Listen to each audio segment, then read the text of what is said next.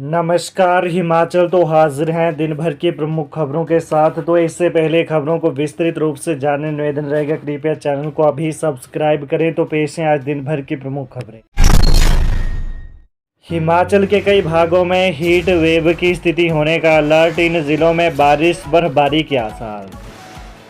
हिमाचल प्रदेश के कई भागों में तापमान चढ़ने के आसार हैं। मौसम विज्ञान केंद्र शिमला के अनुसार अगले 4 दिनों के दौरान राज्य के कई हिस्सों में अधिकतम तापमान में धीरे धीरे 2 से 3 डिग्री सेल्सियस की वृद्धि होने की संभावना है। राज्य के कांगड़ा, कुल्लू, मंडी व सोलन जिले में 5 से 7 अप्रैल को अलग अलग स्थानों पर हीट वेव की स्थिति होने की संभावना है। उधर 8 और 10 अप्रैल को चंबा, कुल्लू, कांगड़ा, लाहौल स्पीति और किन्नौर जिले में 1-2 स्थानों पर हल्की बारिश बर्फबारी की संभावना है। 9 अप्रैल को चंबा, कुल्लू, कांगड़ा, लाहौल स्पीति और किन्नौर में कुछ स्थानों पर, शिमला और मंडी में 1-2 स्थानों पर हल्की बारिश बर्फबारी की संभावना है। सप्ताह के शेष दिनों में राज्य में मुख्य रूप से शुष्क मौसम रहने की संभावना है।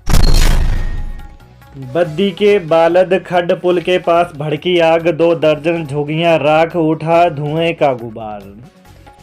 हिमाचल प्रदेश के सोलन जिले के बीबीएन में गर्मियां शुरू होते ही अग्निकांड की घटनाएं होनी शुरू हो गई हैं। 2 बड़ी घटनाओं में 40 के करीब झुग्गियां जल चुकी हैं और एक बच्ची की मौत हो गई है। 5 दिनों में बीबीएन में दूसरी बड़ी आग की घटना सामने आई है। ताज़ा मामले में बद्दी को हरियाणा से जोड़ने वाले बालद खड्ड पुल के साथ वर्मा कॉलोनी के साथ बनी 2 दर्जन से अधिक झुग्गियां आग से जलकर राख हो गई। आग लगने का कारणों का पता नहीं चल पाया है। इस दौरान झुग्गियों में रखे 4 सिलेंडर भी फट गए। भगवंत मान बोले, पंजाब और हिमाचल भाई भाई, विवाद नहीं सौहार्दपूर्ण संबंध रहेंगे। पंजाब के मुख्यमंत्री भगवंत मान ने कहा है कि हिमाचल और पंजाब के संबंध हमेशा सौहार्दपूर्ण रहे और आगे भी रहेंगे। उन्होंने कहा कि चाहे कोई भी विवाद हो, दोनों राज्य भाई भाई की तरह रहेंगे। भगवंत मान ने कहा कि वो एक कलाकार के रूप में हिमाचल के विभिन्न स्थानों बिलासपुर, कुल्लू, मनाली और शिमला में अपनी प्रस्तुतियां देते रहे हैं। उनका हिमाचल से विशेष लगाव है और यहाँ के लोगों से उनका अच्छा संबंध है। कहा कि पंजाब में पहले युवा फौज में अपनी ही पहचान बनाते थे, लेकिन कुछ समय से नशे ने हालात बिगाड़ दिए थे। उन्होंने दावा किया कि अब उनकी सरकार ने इस पर काबू पा लिया है और नशे की रोकथाम के लिए व्यापक कदम उठाए जा रहे हैं। सीएम ने कहा कि श्री नैना देवी और श्री आनंदपुर साहिब को जोड़ने वाले रज्जू मार्ग यानी रोपवे प्रोजेक्ट पर तेजी से काम करने के लिए दोनों राज्यों के अधिकारियों को फिर से बुलाया जाएगा। कहा कि इस परियोजना के पूरा होने से श्रद्धालुओं को बड़ी राहत मिलेगी। मुख्यमंत्री भगवंत मान अपनी पत्नी के साथ नवरात्र पूजन के लिए माता नैना देवी मंदिर पहुंचे। उन्होंने माता रानी से सर्वत्र कल्याण और भलाई की प्रार्थना की। तकनीकी शिक्षा में प्रतिष्ठित शिक्षकों को मिलेंगे 10 राज्य पुरस्कार, सरकार ने शुरू की योजना। राज्य सरकार ने तकनीकी शिक्षा विभाग में विशिष्ट शिक्षकों को सम्मानित करने के लिए राज्य पुरस्कार योजना शुरू करने को स्वीकृति प्रदान की है। मुख्यमंत्री सुखविंदर सिंह सुक्खू के निर्देशों पर यह योजना तकनीकी शिक्षा क्षेत्र में शिक्षकों के बहुमूल्य योगदान, विशिष्ट सेवाओं, नवाचार और कार्य समर्पण को सराहते हुए उन्हें सम्मानित करने के उद्देश्य से शुरू की गई है। इस योजना के तहत प्रत्येक वर्ष 6 श्रेणियों में कुल 10 पुरस्कार प्रदान किए जाएंगे। इनमें औद्योगिक प्रशिक्षण संस्थानों यानी ITI के लिए 3 सर्वश्रेष्ठ शिक्षक पुरस्कार, research excellence and innovation award degree level और उद्योग सहयोग अवार्ड यानी पॉलिटेक्निक एंड ITI के लिए 2-2 पुरस्कार और सर्वश्रेष्ठ शिक्षक पॉलिटेक्निक, इंजीनियरिंग और फार्मेसी कॉलेज लेवल के लिए 1-1 पुरस्कार शामिल है। हिमाचल तकनीकी विश्वविद्यालय पुनः मूल्यांकन की फीस 2 गुना, पुनर्निरीक्षण के 400 रुपये बढ़े, विद्यार्थियों ने जताया विरोध। हिमाचल तकनीकी विश्वविद्यालय हमीरपुर ने विद्यार्थियों को झटका दिया है। विश्वविद्यालय ने उत्तर पुस्तिकाओं के पुनर्मूल्यांकन और पुनर्निरीक्षण फीस को बढ़ा दिया है।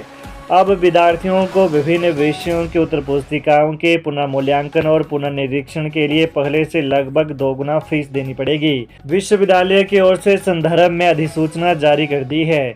अधिसूचना के मुताबिक BTech, BHMCT, BSc, HMCT, BBA, BCA, MBA, MCA सहित अन्य कोर्स के विद्यार्थियों जो पुनर्मूल्यांकन पुनर्निरीक्षण करवाना चाहते हैं अनुराग ठाकुर के बयान पर भड़की कांग्रेस, शिमला में उपायुक्त कार्यालय के बाहर किया प्रदर्शन। लोकसभा में वक्फ बिल पर चर्चा के दौरान सांसद अनुराग ठाकुर की ओर से कांग्रेस नेताओं पर दिए गए बयान के खिलाफ शुक्रवार यानी आज डीसी दफ्तर शिमला के बाहर कांग्रेस ने प्रदर्शन किया। इस दौरान केंद्र की सरकार और अनुराग ठाकुर के खिलाफ नारेबाजी की। कांग्रेस कार्यकर्ताओं ने अनुराग ठाकुर को अपने बयान को लेकर कांग्रेस राष्ट्रीय अध्यक्ष से माफी मांगने की मांग उठाई। प्रदर्शन में प्रदेश कांग्रेस अध्यक्ष प्रतिभा सिंह, उप मुख्यमंत्री मुकेश अग्निहोत्री, लोक निर्माण मंत्री विक्रमादित्य सिंह सहित महिला कांग्रेस प्रदेश अध्यक्ष जैनब चंदेल, हिमडा चेयरमैन यशवंत छाजटा, नगर निगम मेयर सुरेंद्र चौहान, शिमला शहरी जितेंद्र चौधरी, महिला कांग्रेस की कविता कंवर सहित अन्य कार्यकर्ता नेता शामिल हुए। प्रदर्शन में शिमला शहरी विधायक हरीश जनारथा, ठियोग विधायक कुलदीप राठौर भी शामिल हुए। औद्योगिक इकाई में काम करते कन्वेयर बेल्ट की चपेट में आने से युवक की मौत। नंगल की प्रमुख औद्योगिक इकाई प्राइमो केमिकल में हुए हादसे में एक 30 वर्षीय युवक की मौत हो गई।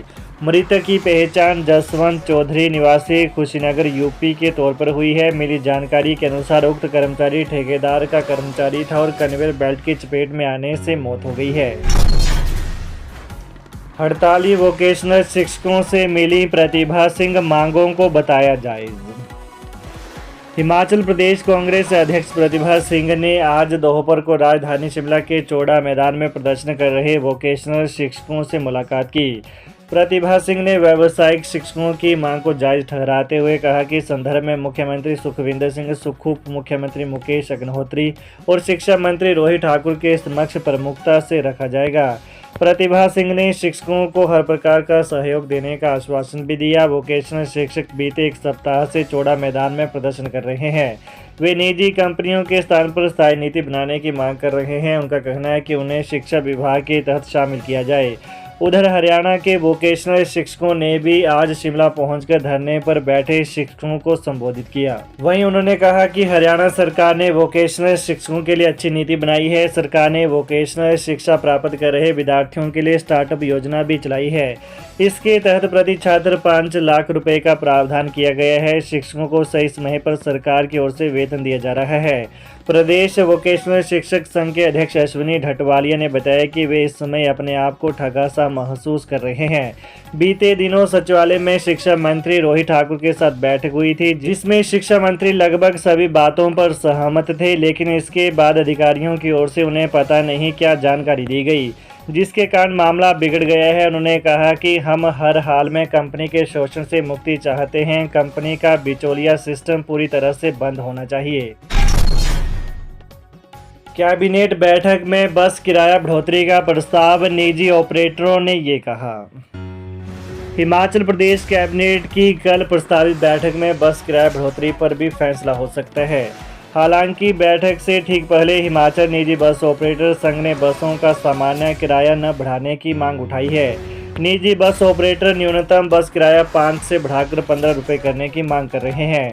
बस ऑपरेटरों का तर्क है कि हिमाचल में सामान्य किराया पूरे देश में सबसे अधिक है और न्यूनतम किराया देश में सबसे कम है।